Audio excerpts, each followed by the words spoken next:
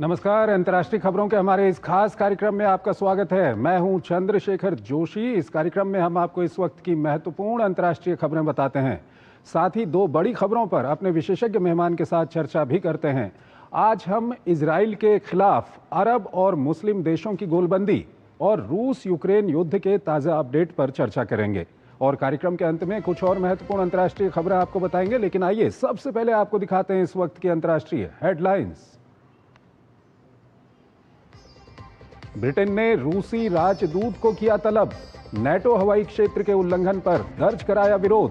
Poland के बाद Romania का रूसी ड्रोन के घुसपैठ का आरोप रूस ने किया खारिज। रूसी संपत्तियों को जब्त करने वालों को कड़ी चेतावनी।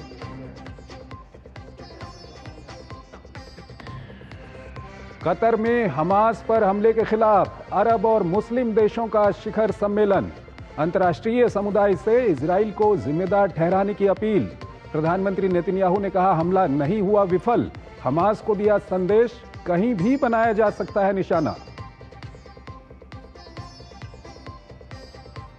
अमेरिकी विदेश मंत्री मार्को रूबियो का इजराइल दौरा। प्रधानमंत्री बेंजामिन नेतन्याहू के साथ की बैठक। क्षेत्र के ताजा हालात पर की चर्चा। कहा कतर की रचनात्मक भूमिका का अमेरिका करता है समर्थन। कल जा सकते हैं दोहा। नेपाल में अंतरिम मंत्रिमंडल का विस्तार। पीएम सुशीला कार्की ने 3 मंत्रियों को किया शामिल। रामेश्वर खनाल वित्त मंत्री, ओम प्रकाश अरियाल गृह, कुलमान घिसिंग बने ऊर्जा मंत्री।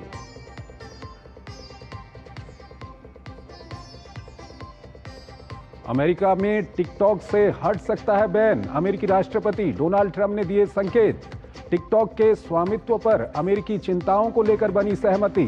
ट्रंप शुक्रवार को चीनी समकक्ष शी जिनपिंग से करेंगे बात।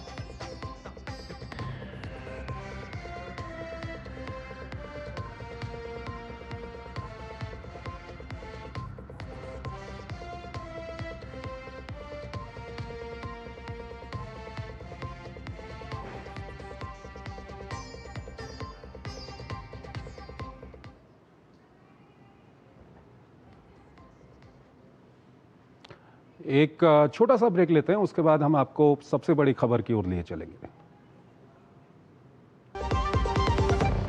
अब आया असली स्वाद। अब आया स्वाद। जब स्वाद के पड़े हो लाले तो MDH का चंकी चाट मसाला डालें। MDH का चंकी चाट मसाला। MDH। आपको कई मैसेजेस आएंगे। गेट रिच क्विक ग्रुप्स का हिस्सा बनाएंगे। डबल रिटर्न्स की गारंटी देकर विश्वास दिलाएंगे।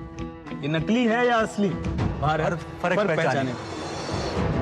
कुछ इन्फ्लुएंसर्स रोज नई वीडियोस बनाएंगे। अमीर बनने के शॉर्टकट्स बतावेंगे।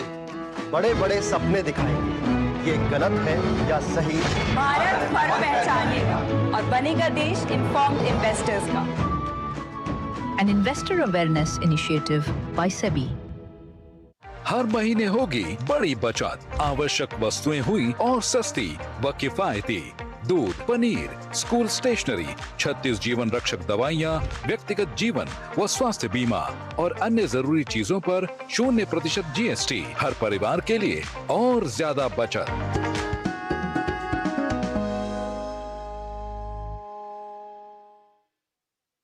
जब धरती चीर कर निकलता है लोहे का पत्थर और मिलता है मोंगिया के जोश से, फिर तपता है, पिघलता है और बनता है फौलाद।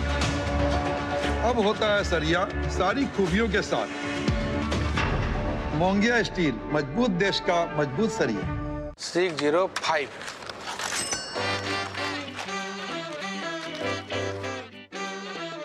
बदलो बदलो आदत बदलो।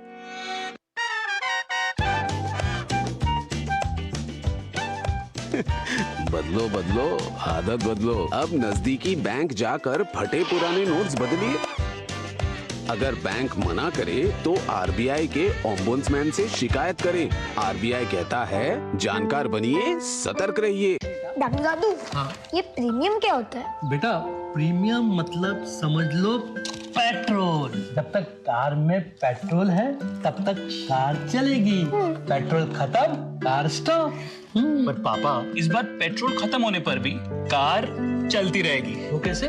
LIC के जीवन लाभ में प्रीमियम पेमेंट हो जाए स्टॉप, पर पॉलिसी के फायदे चलते रहते हैं। मतलब अब लाइफ की गाड़ी चलेगी नॉन स्टॉप। LIC हर पल आपके साथ। इच्छाओं की कोई उम्र नहीं होती, आज हो या कल आंखों में हरदम चमकती, कल भी रहे आज के ठाट, ना हो टेंशन रिटायरमेंट के बाद, हाँ करनी है तैयारी NPS जरूरी है। MDH की देगी मिर्च, देगी मिर्च का तड़का, अंग अंग फड़का। MDH की देगी मिर्च। स्वागत है आपका ब्रेक के बाद, और आइए आपको पहली बड़ी खबर की ओर लिए चलते हैं। रूस और यूक्रेन युद्ध अब अपनी सीमाओं से बाहर निकलते हुए दिख रहा है। पोलैंड और रोमानिया में ड्रोन गिरने के बाद नेटो देशों और रूस के बीच तनातनी बढ़ गई है। वहीं रूसी संपत्तियों को जब्त करने के यूरोप के प्रस्ताव पर भी रूस बौखलाया हुआ है। दूसरी ओर अमेरिकी राष्ट्रपति ट्रंप ने नेटो सहयोगियों को रूस से तेल खरीदने से रोकने की बात कहकर यूरोप को और चिंता में डाल दिया है। आइए आपको एक संबंधित रिपोर्ट दिखाते हैं और उसके बाद अपने विशेषज्ञ मेहमान के साथ चर्चा करेंगे। जंग भले ही यूक्रेन और रूस के बीच हो, लेकिन सैन्य और आर्थिक मदद के साथ पीछे खड़ा है समूचा यूरोप और नेटो के कई देश। ये सहायता रूस के लक्ष्य के सामने दीवार बनकर खड़ी रही है। बार बार की चेतावनियों के बाद अब लगता है रूस भी इन देशों से दो दो हाथ करने के मूड में आ गया है। पोलैंड के बाद रोमानिया में रूसी ड्रोन्स की घुसपैठ मॉस्को के इरादों के संकेत बताती है। हालांकि रूस ऐसे किसी हमले से इनकार करता है, लेकिन समूचा यूरोप क्रेमलिन के इन दावों को मानने के लिए कतई तैयार नहीं है। सोमवार को ब्रिटिश विदेश मंत्रालय ने नेटो हवाई क्षेत्र के उल्लंघन पर लंदन में मौजूद रूसी राजदूत को तलब कर कड़ा विरोध दर्ज कराया। दरअसल रोमानिया ने शनिवार को अपने हवाई क्षेत्र के उल्लंघन का आरोप लगाया था। आरोप है कि एक रूसी ड्रोन रोमानिया के हवाई क्षेत्र में करीब 10 किलोमीटर अंदर तक घुस गया और करीब 50 मिनट तक रहा। रूस ने इन आरोपों को खारिज करते हुए इसे रूस को बदनाम करने की साजिश बताया। रोमानिया ने जवाब के लिए रूस को समन भेजा था। इससे पहले यूक्रेन में हमले के दौरान कुछ रूसी ड्रोन पोलैंड में घुस गए थे, जिसे पोलिश वायुसेना ने मार गिराने का दावा किया था। रोमानिया और पोलैंड दोनों ही नेटो के सदस्य देश हैं। रूस ने नेटो देशों को निशाना बनाने से पूरी तरह से इनकार जरूर किया है, लेकिन नेटो द्वारा यूक्रेन को दी जा रही सहायता पर नाराजगी जताई है। नाटो रूस के साथ लड़ रहा है, इसके लिए किसी अतिरिक्त प्रमाण की आवश्यकता नहीं है। नाटो वास्तव में इस युद्ध में शामिल है। रूस ने अपनी संपत्तियों को जब्त करने के यूरोपीय विचार पर भी जोरदार वार किया है। रूस ने कहा, अगर ऐसा किया गया तो यूरोपीय देशों पर हर संभव दबाव बनाया जाएगा। बता दें कि रूस यूक्रेन युद्ध शुरू होने के तुरंत बाद अमेरिका और उसके सहयोगियों ने रूसी केंद्रीय बैंक और वित्त मंत्रालय के साथ लेन देन पर रोक लगा दी थी। इस दौरान 300 से 350 अरब डॉलर की रूसी संप्रभु संपत्ति को यूरोपीय प्रतिभूति डिपोजिटरी में जमा कर दिया गया। यूरोपीय आयोग इन संपत्तियों का उपयोग कर यूक्रेन की रक्षा के लिए रूस के खिलाफ वित्त पोषण का नया तरीका खोजने पर विचार कर रहा है। इसके अलावा यूरोप रूस पर प्रतिबंध बढ़ाने का भी दबाव डाल रहा है। इस पर ट्रंप की नई चाल से यूरोप चित्त होता दिखाई दे रहा है। उन्होंने कहा है, अगर नेटो सहयोगी रूस से तेल खरीदना बंद कर दें तो अमेरिका रूस पर और कठोर प्रतिबंध लगाने के लिए तैयार है। साथ ही ट्रंप ने कहा कि पुतिन को लेकर उनका धैर्य जवाब देता जा रहा है। इस पर क्रेमलिन ने कहा, रूस अब भी कूटनीति के जरिए यूक्रेन का हल निकालने के लिए प्रतिबद्ध है। और इस खबर पर ज्यादा बात करने के लिए हमारे साथ जुड़ रहे हैं प्रभु दयाल, फॉर्मर सीनियर डिप्लोमेट हैं, विदेशी मामलों के जानकार हैं। प्रभु दयाल जी, बहुत बहुत स्वागत है आपका हमारे इस कार्यक्रम में। प्रभु दयाल जी, पहला सवाल आपके सामने यही रखना चाहेंगे कि जिस तरह के हालात बने हुए हैं, अब रोमानिया की हम बात करें या पोलैंड की हम बात करें, जिस तरह के आरोप ये रूस के ऊपर लगा रहे हैं, क्या हम कह सकते हैं कि ये दायरा कहीं ना कहीं रूस यूक्रेन से निकल के अब और व्यापक हो गया है? दायरा कहीं ना कहीं रूस और यूरोप के बीच में सीधी सीधी तनातनी दिख रही है? जी, आपने बिल्कुल सही कहा। ये जो तनाव है वो बढ़ता जा रहा है और अब ये रूस और यूक्रेन तक ही सीमित नहीं है। देखिए, ये लड़ाई खत्म होती नजर नहीं आ रही है, क्योंकि कोई भी कंट्री, न रशिया न यूक्रेन, दूसरे पक्ष की बात सुनने को तैयार है, उनकी शर्तें मंजूर करने को तैयार है। और यूरोप जो है, ये दिख रहा है कि वो ज्यादा से ज्यादा सहायता करने की कोशिश कर रहा है यूक्रेन की, ताकि रशिया पे दबाव बढ़े।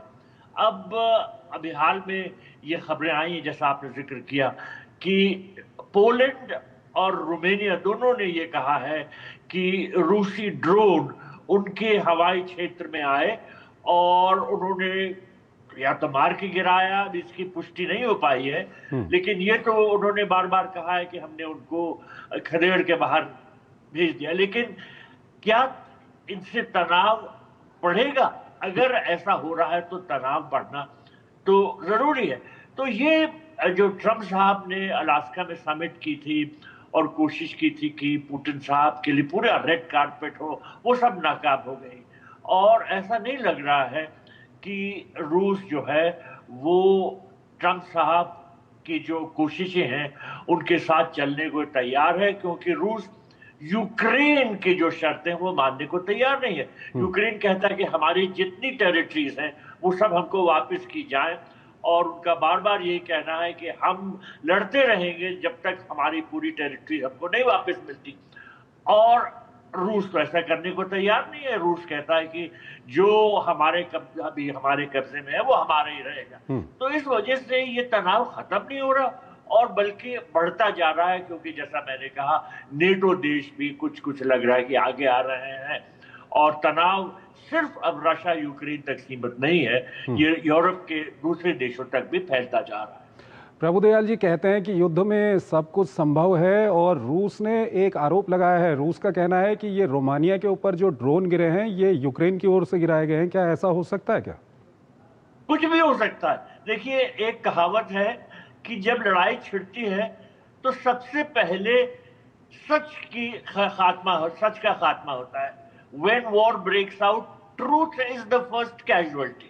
तो क्या सच है क्या नहीं है ये बताना जरा मुश्किल है, क्योंकि दोनों तरफ से ये कोशिश की जा रही है, रूस की तरफ से भी और यूक्रेन की तरफ से भी, कि पूरी तरह से जिम्मेदार दूसरी साइड को बताया जाए और ये हम साबित कर सकें कि भाई दूसरी साइड जो है वो शांति बहाल करने में सहायता नहीं कर रहा है, बल्कि उसकी वजह से युद्ध बढ़ता जा रहा है। तो कुछ प्रभुदयाल जी, ऐसे में हमारे दर्शकों के दिमाग में एक सवाल जरूर आता होगा, क्या रूस और नाटो के बीच में सीधी लड़ाई छिड़ सकती है जिस तरह के हालात बने हुए हैं?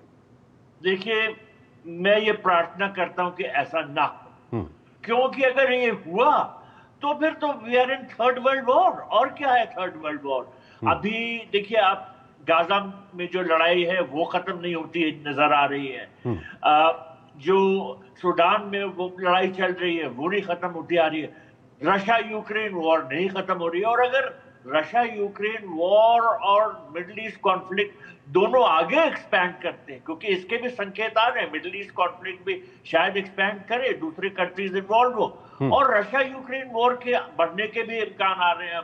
पोलैंड और रोमानिया डायरेक्टली कह रहे हैं कि उनके ऊपर ड्रोन आए हैं, लगता है जैसे उनको अटैक करने की कोशिश थी, और उन्होंने F-16 प्लेन्स को भेजा और उससे ड्रोन्स को मार गिराया गया। तो कुछ समझ में नहीं आता कि आगे रास्ता भाई क्या है, कैसे निकाला जाएगा, क्योंकि दोनों साइड रूस और यूक्रेन अपनी बात पे अड़े हैं। और प्रभुदयाल जी, एक अंतिम सवाल आपसे जानना चाहेंगे। ये जो प्रेसिडेंट ट्रम्प ने एक बात कही है, उन्होंने कहा है कि अगर नेटो सहयोगी रूस से तेल खरीदना बंद करें तो वो सैंक्शन लगा सकते हैं। ये यूरोप के लिए किस तरह से फंस गया है इसमें यूरोप?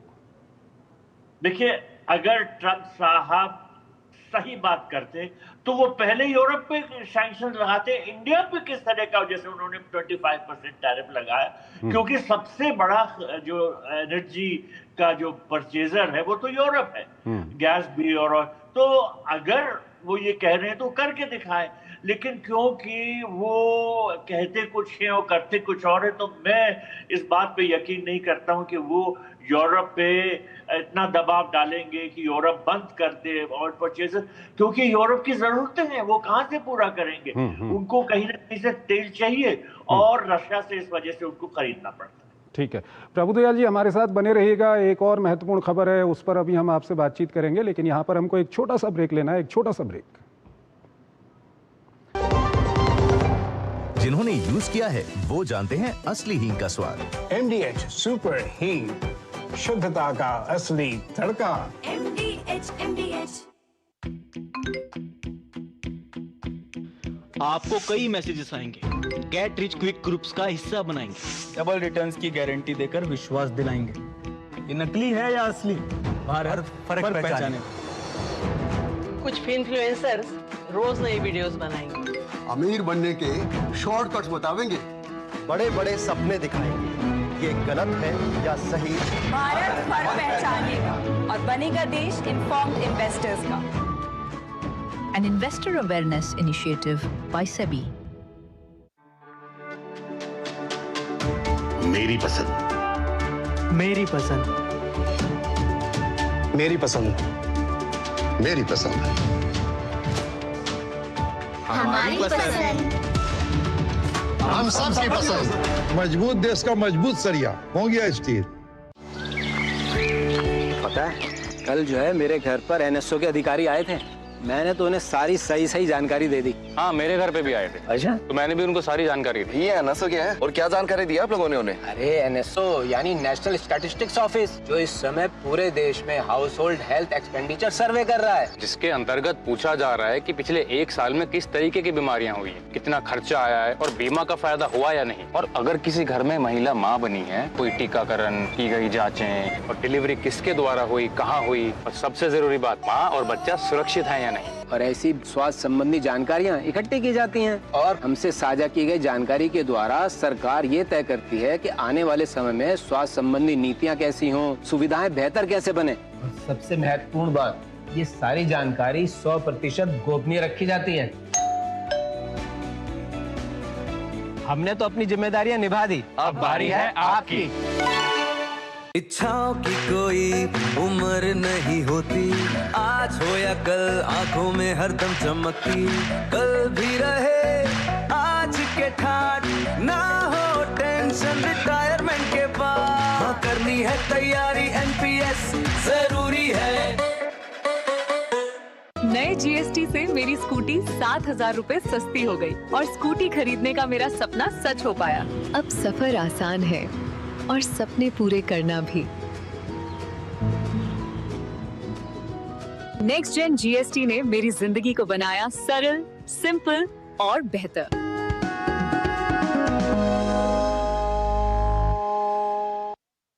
दादी के हाथों का जादू और खुशबू से महकता घर। MDH गरम मसाला, असली मसालों से भरा हूँ मैं, क्योंकि हर रिश्ता है स्वाद से जुड़ा।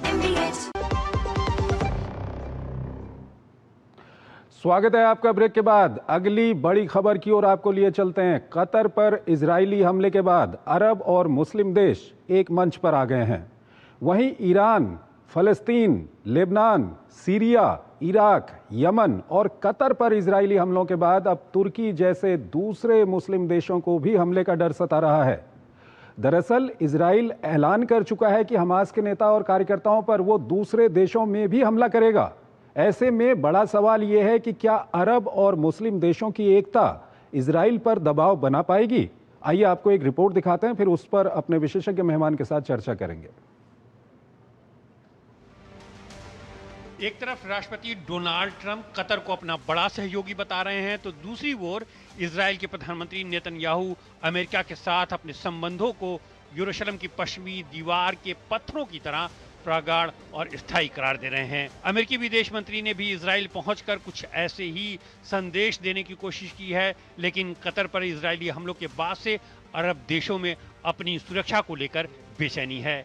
इसके बाद से कतर अरब देशों के साथ साथ मुस्लिम दुनिया को लामबंद करने की कोशिश कर रहा है। दोहा में अरब और मुस्लिम देशों की शिखर बैठक हो रही है। इससे पहले रविवार को इन देशों के विदेश मंत्रियों की बैठक हुई। इसमें कतर पर इजरायली हमलों पर एक मसौदा प्रस्ताव पर चर्चा हुई।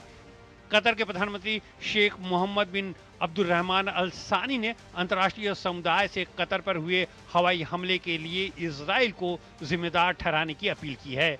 वहीं अरब लीग का कहना है कि बैठक का संदेश साफ है कि कतर अकेला नहीं है। तो सवाल उठता है कि गाजा पर OIC की पिछली 3 बैठकों की तरह ही ये बैठक भी सिर्फ निंदा प्रस्ताव तक ही सीमित रहेगी या बात इससे आगे बढ़ेगी। लेकिन ये संयोग है या कुछ और, बैठक अब्राहम समझौते की 5वीं वर्षगांठ पर हो रही है। अब्राहम समझौते का प्रमुख देश यूएई हमले के बाद कतर के अमीर के साथ एकजुटता प्रकट करने के लिए दोहा पहुंचने वाला पहला देश था, जबकि क्षेत्र में लंबे समय से दोनों देशों के बीच विरोधाभासी दृष्टिकोण दिखाई दे रहे थे। इतना ही नहीं, यूएई ने इजराइल के उपराजदूत को तलब कर अपना विरोध दर्ज कराया और दुबई में होने वाले एयर शो में इजराइल की भागीदारी को रद्द कर दिया। इसका ये कतई मतलब नहीं है कि यूएई अब्राहम समझौते से बाहर होने जा रहा है, लेकिन इतना जरूर है कि सीधे तौर पर संदेश देने की कोशिश की जा रही है। उधर मिस्र के राष्ट्रपति अब्देल फतेह अल सीसी कथित तौर पर एक बार फिर नाटो की तर्ज पर अरब सेना बनाने के लिए अरब देशों से समर्थन हासिल करने की कोशिश कर रहे हैं। जानकार इसे अरब नाटो कह रहे हैं, जिसका उद्देश्य किसी भी अरब देश को संभावित आक्रमण से बचाना है। अरब देश बैठकों के जरिए इजराइल को जो भी संदेश देने की कोशिश करें, लेकिन उनके अपने भी हित हैं। कोई इजराइल को गैस बेच रहा है तो कोई पेट्रोलियम, तो किसी को मुस्लिम ब्रदरहुड और हुती जैसे ईरानी प्रॉक्सी संगठनों से परेशानी है। ट्रंप भले ही कतर से निपटने में इजराइल को अपने व्यवहार में सावधानी बरतने की चेतावनी दे रहे हों, लेकिन दुनिया जानती है कि यह हमला कतरी सरजमीन पर 10,000 अमेरिकी सैनिकों की मौजूदगी में हुआ है। प्रभुदयाल जी हमारे साथ जुड़े हुए हैं, सीनियर फॉर्मर डिप्लोमेट हैं, विदेशी मामलों के जानकार हैं। प्रभुदयाल जी, सारे मुस्लिम देश वहाँ पर एकत्र हुए हैं, अरब देशों से लेकर के पाकिस्तान तक, और उसमें यह भी कहा जा रहा है कि नेटो की तर्ज पे एक अरब फोर्स बनाएंगे। क्या इतनी यूनिटी आ गई है इन देशों में? क्या कुछ आप कहेंगे?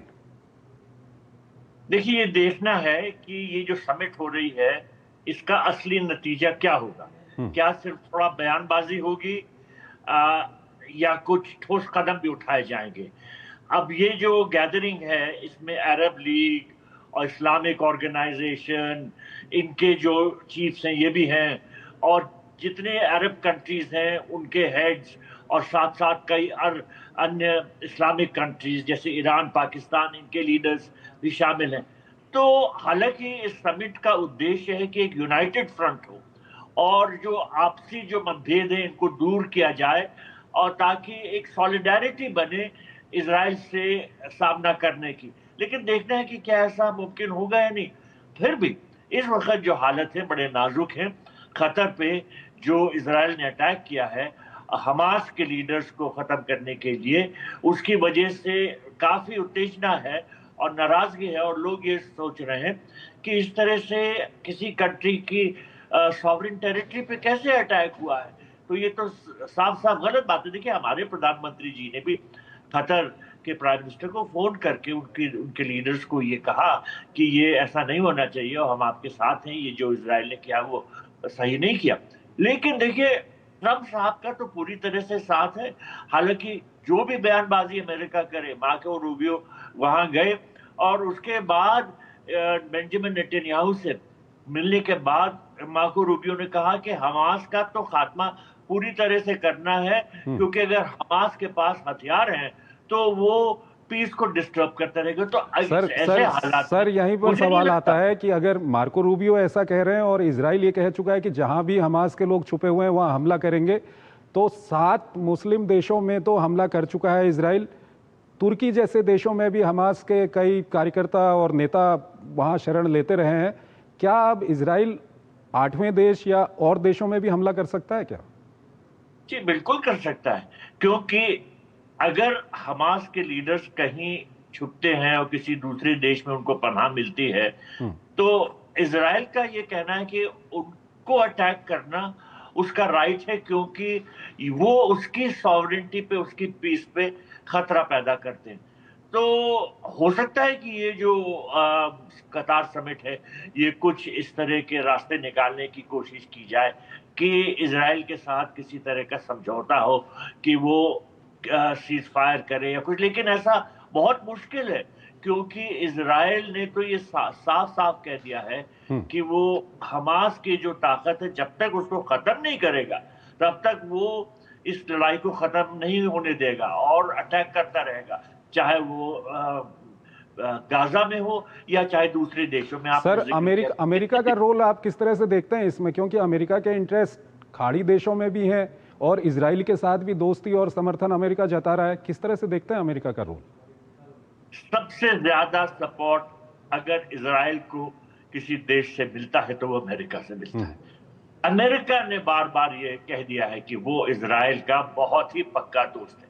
अब अरब कंट्रीज जैसे सऊदी अरेबिया है, यूएई है, कतर खुद, ये सब अमेरिका से दोस्ती रखना चाहते हैं क्योंकि ये सोचते हैं कि इनको अमेरिका की जरूरत है जियोपॉलिटिक्स के नजर में रखते हुए। लेकिन क्या वो अमेरिका के सामने खड़े होकर अमेरिका को ये कह सकते हैं कि भाई आप अपनी पॉलिसीज बदलें? उनमें इतनी ताकत नहीं है और इसी वजह से हम ये देख रहे हैं कि अमेरिका जो भी पॉलिसीज परसू करता है या जो भी कार्य करना चाहता है वो करता है। और देखिए अमेरिका की कहनी और करनी में काफी फर्क रहता है। वो जरूर ये कहता है कि वो पीस चाहता है, लेकिन इजराइल को तो पूरी तरह से सपोर्ट करता है, हथियारों से सपोर्ट करता है। ठीक है सर। फिर कैसे ये लड़ाई रुकेगी? तो इसमें बहुत जरूरी है कि अगर अरब लीडर्स जो अमेरिका से नजदीकी ताल्लुकात रखते हैं वो अमेरिका से कुछ बातचीत करें कि किस तरह से युद्ध को खत्म किया जा सकता है। ठीक है सर, बहुत बहुत शुक्रिया आपका। आप हमारे इस कार्यक्रम में आए और दोनों ही महत्वपूर्ण विषयों पर आपने अपना महत्वपूर्ण विश्लेषण हमारे दर्शकों के सामने रखा। और इसी के साथ हमारे इस कार्यक्रम को हम यहीं पर समाप्त करते हैं, लेकिन जाते जाते आपको छोड़ जाते हैं आज की कुछ और महत्वपूर्ण अंतर्राष्ट्रीय खबरों के साथ। आप इन खबरों को देखिए और हमारी पूरी टीम को इजाज़त दीजिए। नमस्कार।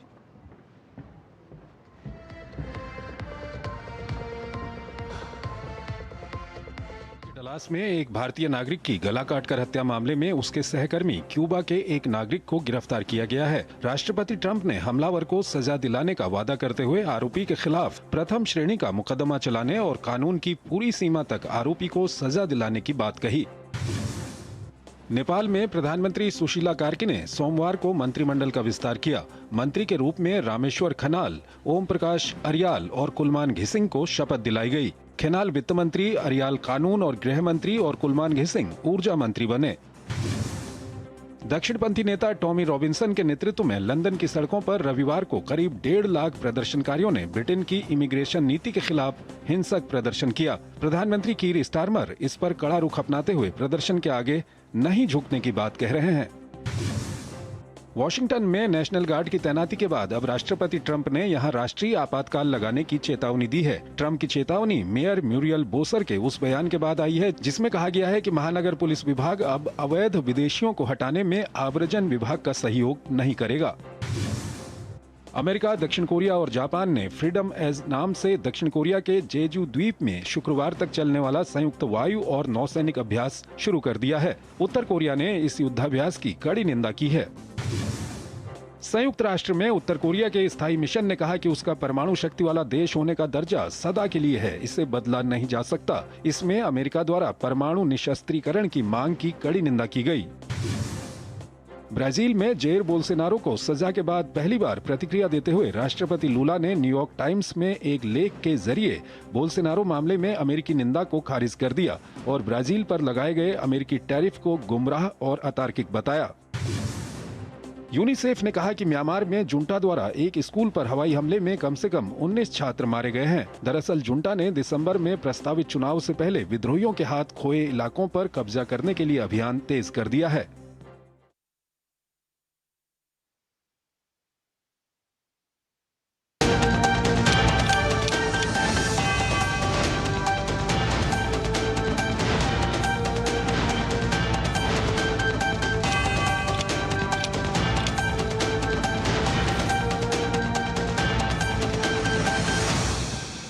खबर दुनिया की के प्रायोजक थे देगी मिर्च का तड़का, अंग अंग फड़का, MDH की देगी मिर्च।